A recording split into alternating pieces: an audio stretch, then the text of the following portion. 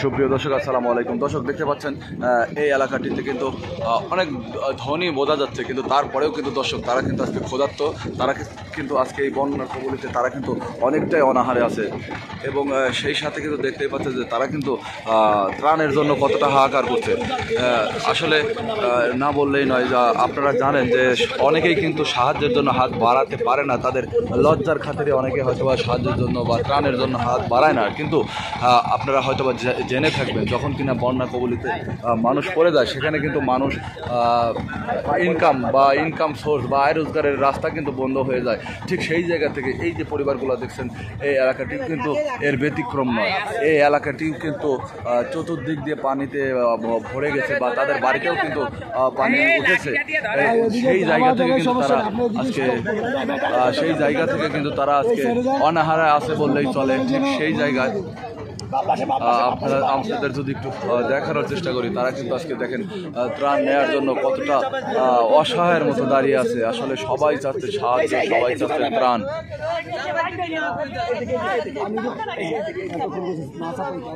সবাই ত্রাণ চাচ্ছে, সবাই সহায়তা চাচ্ছে। দর্শক, আমাদের যে ভলেন্টিয়ার ভাইরা আছেন, তারা কিন্তু কিছুক্ষণের মধ্যে এদের মধ্যে ত্রাণ বিতরণ করবেন।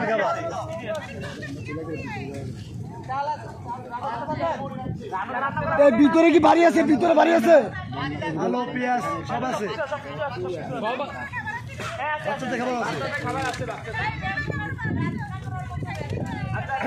আচ্ছা আপা, আপা বলে একজন ভাই, একজন আপা, আপনাদের বাচ্চা কতজন? বাচ্চা বাচ্চা আছে? আচ্ছা এই বলে শোনেন আপা, আমরা বাচ্চাদের জন্য আলাদা দিব, আপনাদের জন্যও দিব। আমার বাচ্চাদের জন্য বাচ্চাদের জন্য আলাদা করে দিচ্ছি। বাচ্চাদের জন্য বাচ্চাদের প্যাকেট আমরা আলাদা দিয়ে দিচ্ছি, আপনাদের জন্য আলাদা দিয়ে দিচ্ছি।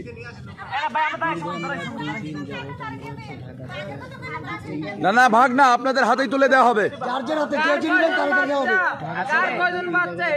এখানে পরিবার আছেন কয়জন?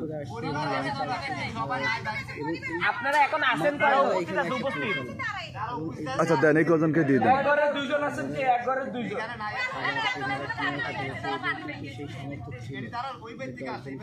সমস্যা নাই,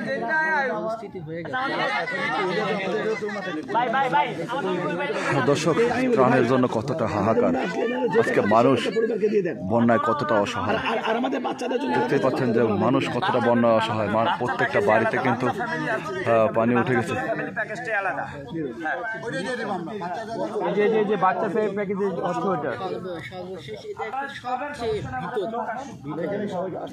যেখানে সবাই আসতে পারে না, আমরা সেনাবাহিনীর সঙ্গে কথা বলছি যে এই জায়গাতে আমরাও যাইতে পারতেছি না, আপনারা যদি যাইতে পারেন এই জায়গায় খুব ভালো হয়। আমরা সেনাবাহিনীর সঙ্গে আমরা একটু পরামর্শ করে এই জায়গায় আসছি, সেনাবাহিনীরা এই জায়গায় নিয়ে আসতে পারে। আমরা তিনটা জায়গা চেঞ্জ করছি। প্রথমে লঞ্চ, তারপর হচ্ছে ট্রলার, এবং তারপরে আমাদের এই যে এই নৌকাটা আমরা ভাড়া করছি, এই নৌকাটা নিয়ে আসছি। যেখানে আমরা বাদে থেকে আমরা সেনাবাহিনীর সঙ্গে কথা বললাম, সেনাবাহিনী বললো আমরা ওই এলাকায় ঢুকতে পারতেছি না, আপনারা যদি যাইতে পারেন ওই এলাকায় খুবই ভালো হবে। আমরা অনেক কষ্ট করে আসছি এখানে, দীর্ঘ 2 দিন 2 রাত আমরা এখানে 2 দিন 2 রাত আমরা এখানে কষ্ট করে আসি। এই যে দেখেন আমাদের সব ভলেন্টিয়ার, এই যে মুন্না ভাই অলরেডি অ্যাক্সিডেন্ট শুদ্ধ হয়ে গেছে। মুন্না ভাই মুন্না ভাই প্রচুর পরিমাণে কষ্ট হয়েছে, যা বলার মতো, পুরো শরীর ভেজা।